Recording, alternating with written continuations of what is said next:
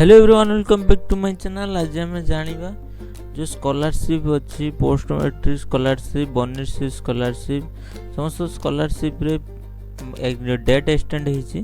देखो ये जो बोनस स्कॉलरशिप ये देखो बोनस स्कॉलरशिप रो डेट एक्सटेंड होगी जोटा थिला 31 डिसेंबर एटा 31 जनवरी 2026 पर्यंत हो जाइए।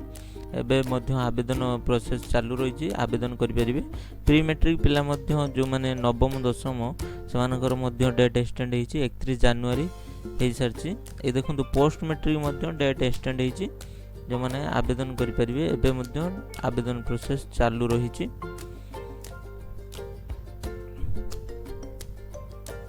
एमती इनफॉर्मेटिव वीडियो देखिए मेरे चैनल को सब्सक्राइब करूँ, लाइक एंड शेयर करूँ। जय जगन्नाथ।